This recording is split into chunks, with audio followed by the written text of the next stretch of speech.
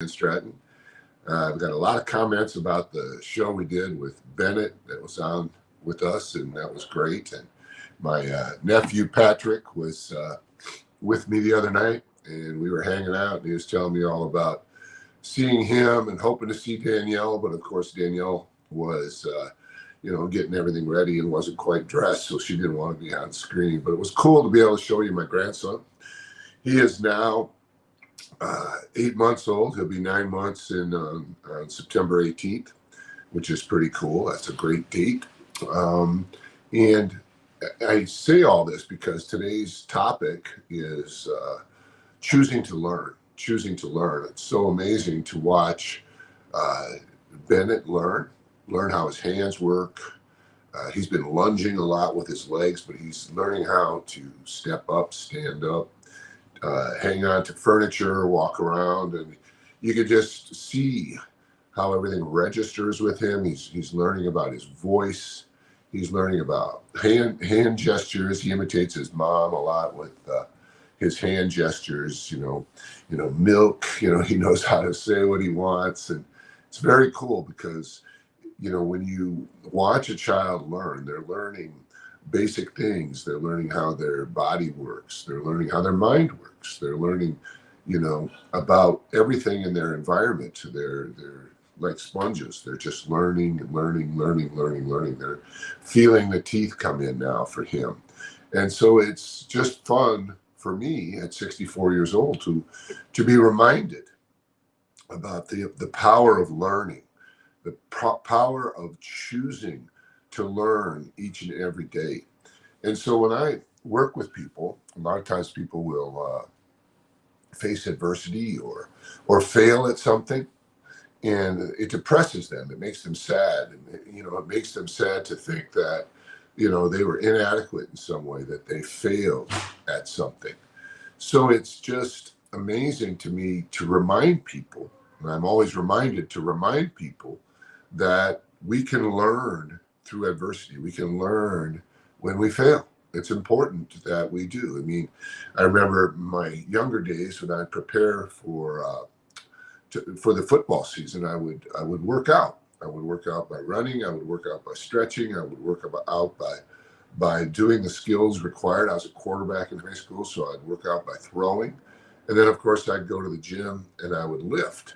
And the beautiful thing about lifting is that what your limits are, and you can put so much weight on a bar, and then you press it, or you lift it, or you curl it, whatever it might be, and you find out if you're getting stronger. You find out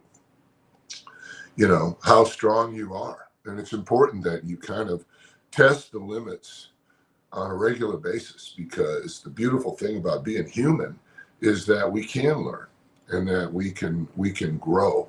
In fact, in the Hebrew, it's just such a beautiful thing, because the word for heart, which is also kind of a reference, it's not about just the organ in your chest, the blood pump, but it's also refers to your spirit, in a sense, your heart, your spirit. If you have heart, you have spirit, right? And so the idea is that in the Hebrew, the word is leb, and that first letter, the L sound, refers to learning. And then the second letter, the B sound, refers to the house. So in fact, the heart is the learning house. And so whenever I, think of it in the morning, and I try to, think about, journal about, write things down, purpose to learn on a daily basis, go back through my day, go back through my week. Last week I went to see my dad. My dad is in a memory care facility right now, and I wanted to learn for myself what condition he is in. So I set up, I'm going to go back again a week from today, and I'm going to meet with the caregivers, the nurses and the people that determine his care, and find out what his limits are, find out what they are compensating for, how they're treating him, what symptoms he has. And so every day I'm thinking about what information can I gather? But it's not just about information only. I want to assess, my own limits and then my responsibilities for my dad or for my grandson.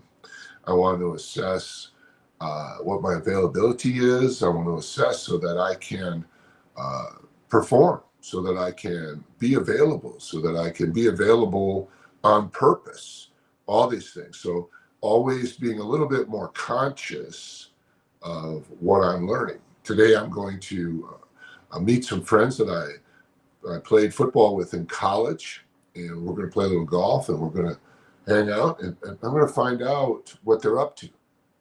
And I'm going to connect that to other things I'm doing in my life, either to facilitate them.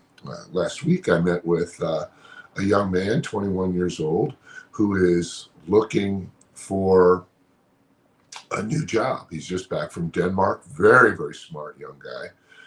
Good looking, smart, all that good stuff. Friend of mine's son. And so, I listen to learn, and I listen really with a caring ear, and that helps me to learn, helps me to remember, helps me to think about where connections might be made. And then, of course, as I said at the top, I said, when I have this mentality, when adversity hits, or when I fail, or when I come up short, I don't take it 100% as a setback or permanent for sure. I don't think of it as permanent.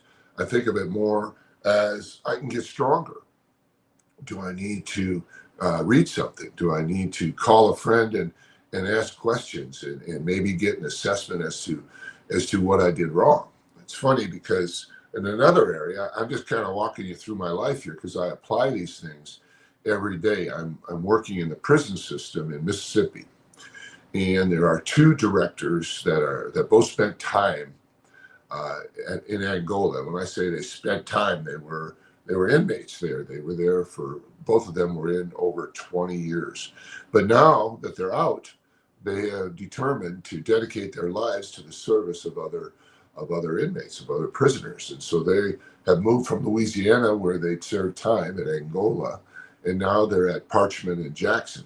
And Jackson is the capital of Mississippi, and that's the larger prison. And then Parchman is a famous prison. You may see documentaries about that. And, if you go out and you look at the different streaming services, and you can see what's going on in these prisons and all that. But I'm telling you this because I'm working with these two people that spent 20, 25 years plus in these prisons, and we are working on systems to serve the full community of those prisons. Now, as you might imagine, I never went to jail. Both these guys are black. Both these guys are younger than me. They're in their 50s, I think 50s or late 40s. And their perspective, their experience, their education is not the same as mine. But at the same time, in a lot of ways, it's more appropriate. It's more direct to what we're trying to do. So every conversation I have with these men, rather than looking at it like, hey, I have an Ivy League education, I've been educated on Wall Street, etc. I don't think of it that way. I think of it in a more immediate sense that I should be learning from them. They're asking me questions about approaches and stuff, and then I bring my opinions, I bring my experience, my education to bear, and my people skills, etc. But at the same time, I'm always purposing to learn. So let's review a little bit on this. It's important that every time you fail, you take time to ask the question, what did I learn? Okay, very important. Now because when you fail, a lot of times you want to quit. But when you ask the question, what did I learn? Then you realize that with a little bit of effort, with a little bit of exercise, whether it's mental or physical or spiritual or emotional, a little bit of application of how do I get stronger? How do I get faster? How do I become more sensitive, aware? How can I develop more finesse, more subtlety?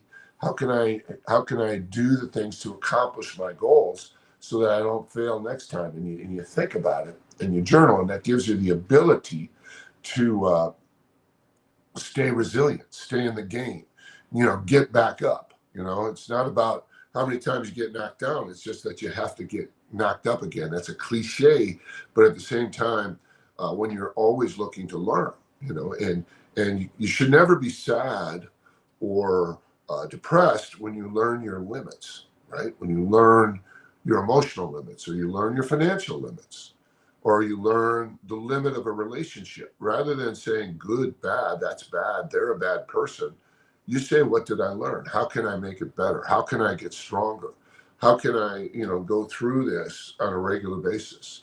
So I've learned, in my walk in my life, whether it was on the commodities trading floor, whether it was playing ball at Yale, or whether it was working in the prisons or with the Navajo Nation or down in Cuba, I always remember that every interaction I'm going to learn something. And when I say I remember, I purpose to remember.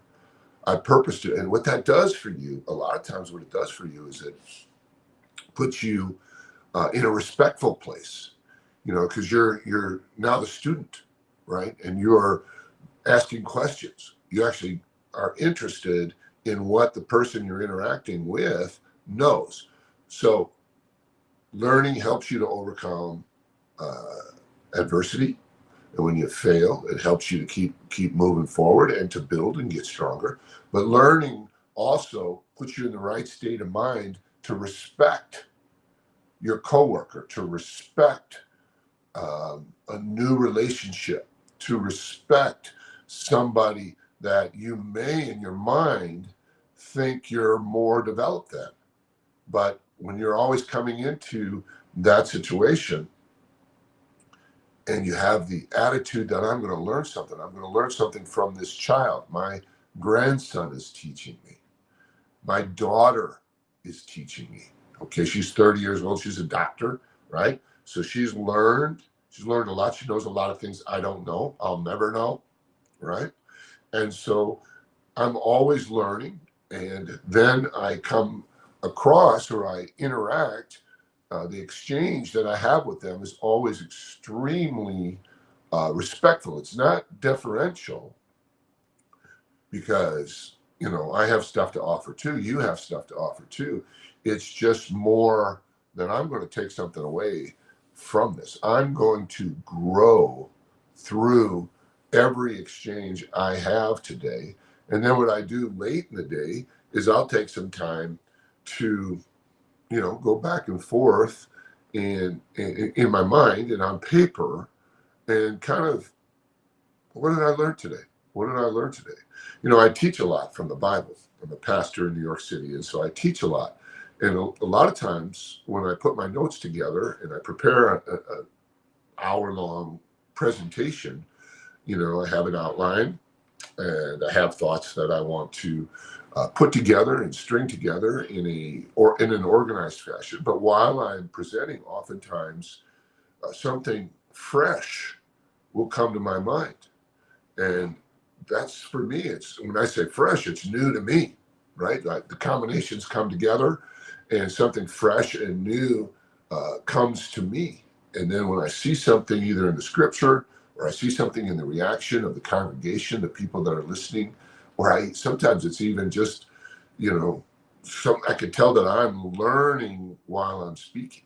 It's very, very cool. And when you purpose to learn, and when you purpose to take that as your approach, then I'm going to tell you, right, you're going to learn a lot more.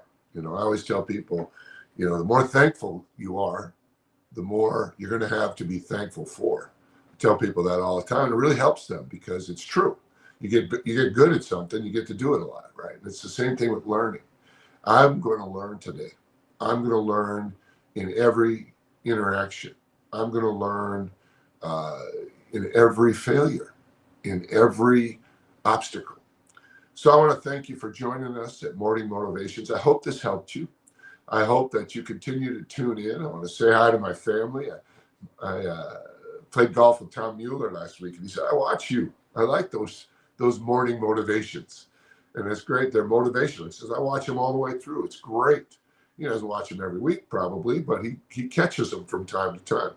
And I want to encourage you, if you have something that you're struggling with, if you have an obstacle in your life, or you're just dealing with an emotion, or you're dealing with a situation that you'd like to think through, what I'll do is, if you send that topic to me and you communicate with us, then I'll think about it. I'll pray about it. I'll journal about it, and then I'll teach about it. And I believe that I'll have an insight that may help you just in the dialogue a lot of times.